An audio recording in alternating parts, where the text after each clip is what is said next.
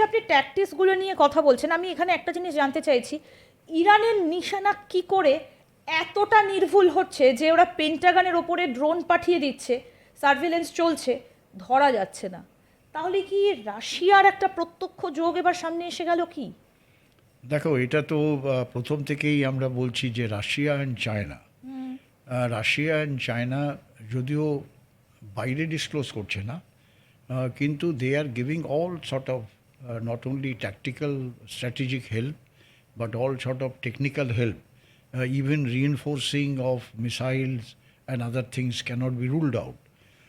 সেখানে পেন্টাগন, আমি বলবো এবারে by and large has failed to understand, to know what is going to happen, কীভাবে যুদ্ধটা প্রোগ্রেস করবে।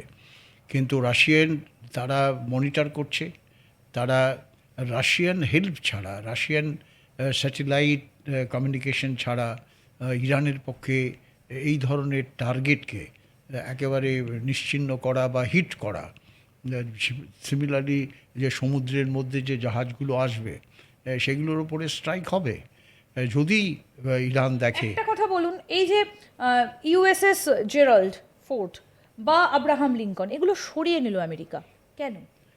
এই কারণেই আমি বললাম যে সরিয়ে নিল, এই কারণে তারা আগে ভাবতে পারেনি যে they will be vulnerable to Iran's missile strike. তার কারণ ইরান কিন্তু এই জাহাজগুলো পিন পয়েন্ট লোকেশন বার করে সেখানে শুধু নর্মাল মিসাইল দিয়ে স্ট্রাইক করছে না, ইভেন সেখানে ক্লাস্টার মিসাইল ইউজ করেছে। ক্লাস্টার মিসাইল মানে ধরো একটা হাইপারসনিক মিসাইল সোজা চলে যায়, তারপর ওপর থেকে আবার সোজা নিচে নেমে এসে যখন টার্গেটের সামনে আসে, সেই একটা মিসাইল থেকে কম করে 100-200 মিসাইল বেরিয়ে আসে। তার মানে যদি 3-4টে মিসাইলও মিস করে যায়, কয়েকটা মিসাইল সে টার্গেটের মধ্যে হিট করে, সেটা ক্লাস্টার মিসাইল এগুলো বলা হয়। ইরান কিন্তু এইগুলো ব্যবহার করেছে, তেল আবিবের ওপরেও কিন্তু ক্লাস্টার মিসাইল ব্যবহার হয়েছে। তার মানে যে ইরান এর এত টেকনোলজি, এত ডেভেলপমেন্ট কিভাবে হলো? অবভিয়াসলি তার মধ্যে চাইনিজ আর রাশিয়ান হেল্প নিশ্চয়ই কিন্তু এর মধ্যে এবার আছে। এই যে সরাসরি ইউকে, জার্মানি, ইটালি, তারা তো এবার সরাসরি যুদ্ধ জাহাজ পাঠাচ্ছে, তাহলে তো এবার চায়না বা রাশিয়ার প্রকাশ্যে ইরানকে হেল্প করতে আর কোনো বাধা রইল না, এই একটা প্রশ্ন। আর 2 নম্বর হচ্ছে, যদি সরাসরি রাশিয়া এসে দাঁড়ায়, মানে সেই যে সোভিয়েত ইউনিয়নের মূল শক্তিটা তো রাশিয়ার মধ্যেই রয়েছে, আমরা সবাই জানি সেটা, তাহলে কি মানব সভ্যতা একেবারে ধ্বংসের মুখে? আমার মনে হয় এখনও পৃথিবীতে বেশ কিছু শুভবুদ্ধি সম্পন্ন লোক বা শুভবুদ্ধি সম্পন্ন দেশ আছে। তারা যেভাবে এই যুদ্ধটা প্রোগ্রেস করছে, এটা সেভাবেই সেদিকেই যাচ্ছে, unless there is a constraint by both side. Iran কিন্তু বলছে যে আমরা আমাদের কন্ডিশন দিয়েছি। ইরান কিন্তু 3টে কন্ডিশন দিয়েছে, যে প্রথম হচ্ছে যে তাদের রেকগনাইজ করতে হবে যে তারা যা কিছু করতে চাইছে, as a free country they should be able to do it. তারপর তারা বলছে যে আমাদের এরকমভাবে একটা এগ্রিমেন্ট করতে হবে যে আমাদের ওপর যেন কোনোভাবেই আক্রমণ না করা হয় আমাদের দেশকে। এই সমস্ত 3-4টে এই ধরনের দিয়েছে কন্ডিশন। সেই কন্ডিশনগুলো আমেরিকা মানেনি। যদি না মেনে থাকে আমেরিকা, তাহলে ইরান বলছে সরি, তোমরা যেভাবে আমাদের ওপরে স্ট্রাইক করছো, আমরা we are not going to surrender. তোমাদের যে অবজেক্টিভ আমরা তো বুঝতে পারছি না। মেইন হচ্ছে তোমরা পুরো মিডল ইস্টের ওপরে কন্ট্রোল করে, তেলের ওপরে কন্ট্রোল করতে চাও, আর যেভাবে তোমরা আমাদের ওপর আক্রমণ করে আমাদের দেশকে ওপর থেকে ধ্বংস করছো, আর আমাদের সমস্ত লিডারশিপকে তোমরা ডিক্যাপিসিলেট করে দিয়েছো, দ্যাট ইজ নট অ্যাকসেপ্টেড। আর আমরা কিন্তু যুদ্ধ শুরু করিনি। ইরান বলছে আমরা যুদ্ধ শুরু করিনি, রাইটলি অলসো। আর ইভেন আমেরিকান ইন্টেলিজেন্স বলছে ইরানের থেকে কোনো ইমিডিয়েট থ্রেট ছিল না, যে ইরান আক্রমণ করবে ইসরায়েলকে বা খুব আমেরিকাকে। স্পষ্ট করে বলেছেন যে সেটা প্রেসিডেন্ট জানেন যে থ্রেট ছিল কিনা, এবং সেটাকে তিনি কিভাবে দেখেছেন। কারেক্ট। তা এটা যেভাবে প্রোগ্রেস করছে, রাইটলি তুমি বললে, যদি চায়না আর রাশিয়া এর মধ্যে ইনভলভ ইনভলভ হয়ে যায়, ডিরেক্টলি, তাহলে ইট উইল বি শিওরলি বিশ্বযুদ্ধ। একটা সাইড আমেরিকান সাইড, একটা সাইড রাশিয়ান সাইড হবে। এটা বিশ্বযুদ্ধের একটা পরিস্থিতি যেটা আমরা বরাবর দেখে এসেছি যে দেখে একটা এসেছি। সোভিয়েত ইউনিয়নের সাইড ছিল, এখন রাশিয়া আর একটা আমেরিকা। রাইট একদম। আর এখানে ভারতের ভূমিকাটা কি হবে? আমি আরেকটু ডিটেলে আসবো ইরানের বিষয়টা নিয়ে। তার আগে যেহেতু ব্রিক্সের কথা আমরা বললাম, যেহেতু রাশিয়ার সাথে ভারতের একটা চিরন্তন সম্পর্ক, আজকে তো নয়, স্বাধীনতার আগে থেকে, তাহলে ভারতের অবস্থানটা কি হবে?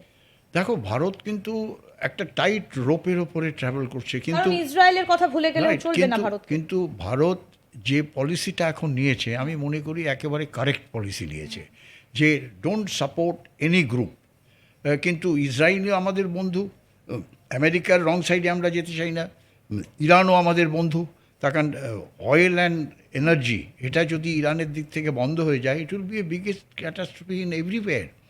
তো সেখানে আমি মনে করি যে মোদিজি, আমাদের প্রাইম মিনিস্টারের যে ইমেজ, পুরো বিশ্বব্যাপী যে ইমেজ, যে সেই ইমেজটাকে উনি যদি ব্যবহার করে, আস্তে আস্তে করতে আরম্ভ করা হয়েছে, সেটা যদি আরও একটু ফোর্স দিয়ে ব্যবহার করে, যে ওয়ার মাস্ট স্টপ, এই যে যুদ্ধটা যেন ইমিডিয়েটলি বন্ধ হয়, আর সবাই যেন একটা টেবিলে, কনফারেন্সে টেবিলে বসে let it be sorted out, the problem should be sorted out once for all.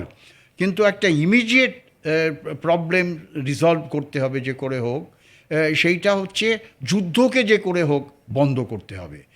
দুটো সাইডে, US and Israel and Iran, বা ইরানকে যারা সাপোর্ট করছে, তারা যেন একযোগে বলে যে enough is enough, the war must stop now, আর ধ্বংস যেন না হয়।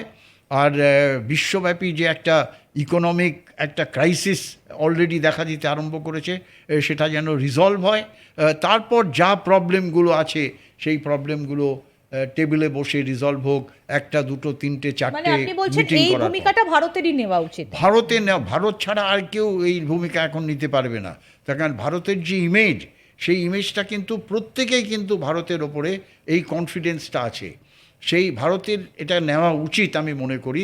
তাহলে দেখবে যে অনেক দেশ ভারতের পক্ষে এসে কথা বলবে যে হ্যাঁ, ভারত যা বলছে ঠিক বলছে, ভারত মিডিয়েট করুক, আর এটা যেন একটা শান্তির পথে ফিরে আসুক। একদম। আমি একটু ইরানের ভেতরে ঢুকি বরং, কারণ সেই ইরানের ভেতরকার অভিজ্ঞতাটা আপনার আছে। কেন আমেরিকা আফগানিস্তানের মতো সৈন্য পাঠাতে পারলো না ইরানে? কোথায় আটকে গেল? দেখো, যখন আমরা যুদ্ধ করি বা এই ধরনের একটা যুদ্ধ শুরু করা হয়, সব থেকে প্রথম তোমাকে অ্যানালাইজ করতে হবে টেরেন বা জিওগ্রাফি অফ দি প্লেস যেখানে যুদ্ধটা হবে। তাই ইরান এর যে জিওগ্রাফি বা টেরেন, নট লাইক ইরাকের মতো একদম ধুধু মরুভূমি, সেখানে তুমি ট্যাঙ্ক চালিয়ে, ইনফ্যান্ট্রি কম্ব্যাট ভেহিকেল চালিয়ে, উপরে আর্মড হেলিকপ্টার দিয়ে সাপোর্ট করে তুমি ঢুকে গিয়ে একদিনে তুমি 100 কিলোমিটার্স অ্যাডভান্স করে যাচ্ছ। ইরান কিন্তু সেই ধরনের জিওগ্রাফি বা টেরেন ইরানের নেই।